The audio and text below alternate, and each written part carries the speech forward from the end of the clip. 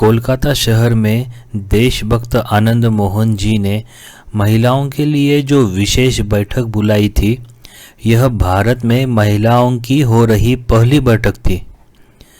पंडिता रमाबाई जी को उस समय बंगाली भाषा नहीं आती थी, इसलिए उन्होंने मातृभाषा जैसे अभ्यास किए संस्कृत भाषा में भाषण दिया। बंगाली में उसका अनुवाद उस समय किया गया। महिलाओं की पहली बैठक, पहली महिला स्पीकर और प्रस्तुत किया गया पहला मौखिक अनुवाद, ये उस बैठक की विशेषताएं थीं। महिलाओं को शिक्षा से वंचित रखने पर भी एक परप्रांतीय परभाषक स्त्री महाभारत काल के संदर्भ देकर महिलाओं की सभा में जागृति करती है, यह घटना बहुत अलग थी। माँ, पिता और भाई की मृत्यु के बाद अकेले रहना कितना मुश्किल है, यह अनुभव करने के बाद रमाबाई जी ने शादी करने का फैसला किया। बहुत विद्वान वकील के नाम से विख्यात बिपिन बिहारी मेधावी जी के साथ उनकी कायदे से शादी हो गई। उस समय उनकी उम्र 22 साल थी, यानी उस समय के मानदंड अनुसार काफ़ी ज़्यादा थी। शादी के 2 साल के भीतर बिपिन बाबू का निधन हो गया। महाराष्ट्र में सुधारकों के अनुरोध पर रमाबाई जी अपनी नवजात बेटी को लेकर पुणे आई। उनका पहला व्याख्यान जस्टिस रानडे जी के घर पर था। वहीं पे हर हफ्ते एक के बाद एक घर पे उनका व्याख्यान होगा, यह तय कर दिया गया। एक महिला कैसे बोलती है, यह देखने की आस हर पुरुष को लगी थी।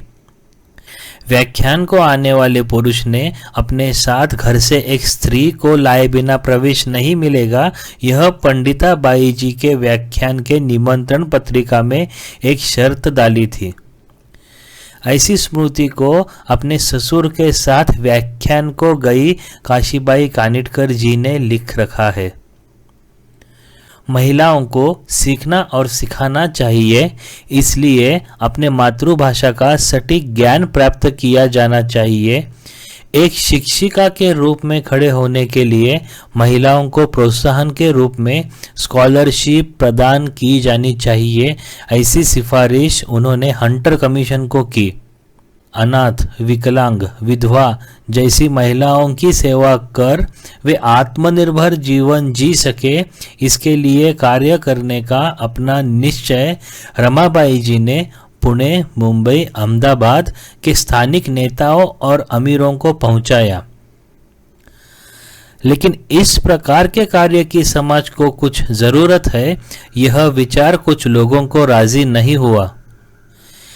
एक उदार गृहस्थ 10,000 रुपए का भुगतान कर उस राशि में रमाबाई जी ने उन्हें 40,000 रुपए देकर होने वाला काम करने की शर्त डाल दी। मेरे लिए भारत की सभी महिलाएं समान है। जब तक मेरे शरीर में खून की एक बूंद भी बाकी है, तब तक अपने स्त्री जाति का कल्याण और सुधार के काम में मैं रुकने वाली नहीं हूँ। स्त्री जाति की सुधारना करने का मैंने संकल्प किया है। रमाबाई जी की इन वाक्यों से उन्हें स्त्री जाति के लिए कितना अपार प्रेम था और उनका दुख दूर करने की कितनी उत्कंठा थी, यह दिखाई देता है। रमाबाई जी की बेटी नोरमा परदेश से ब्रेल लिपि सीख आने के कारण अंध स्त्रियों की भी पढ़ाई की सुविधा हो गई। पंडिता रमाबाई जी ने मुक्ति मिशन की स्थापना की। मुक्ति मिशन में सरल पाठ पढ़ाकर लड़कियों को स्वावलंबी बनाते हुए रमाबाई जी ने कई छोटे उद्योग व्यवसाय शुरू कर दिए।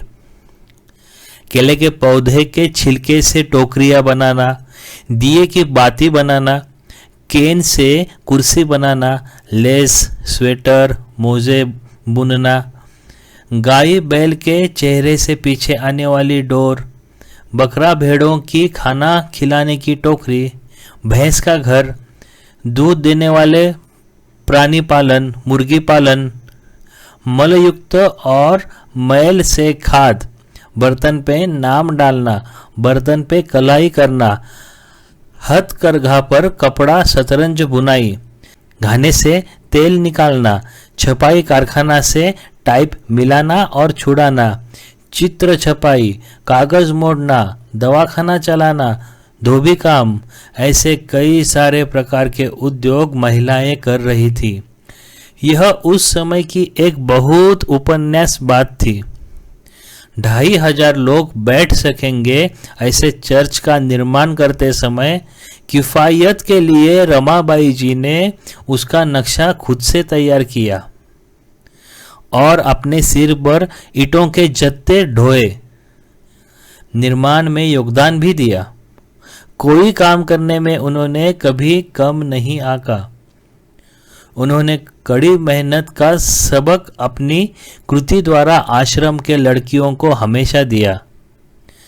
रमाबाई जी की जिंदगी मतलब संघर्ष और संकट की एक लंबी श्रृंखला थी, लेकिन वे निराश नहीं हुई। स्त्री का एक व्यक्ति के रूप में विचार और विकास करने वाली पंडिता रमाबाई जी इस सहस्त्राब्दी में एकमात्र कर्मयोगिनी और सच्शील साध्वी थी। वह एक ऐसी सूरज कन्या थी जिसके नसीब में खुद ही के महिमा कारण जिंदगी में जल जाना आया था, लेकिन उन्होंने कई लोगों की जिंदगी को रेगिस्तान से नंदनवन कर कई अंधेरी जिंदगियों में उजाला कर डाला।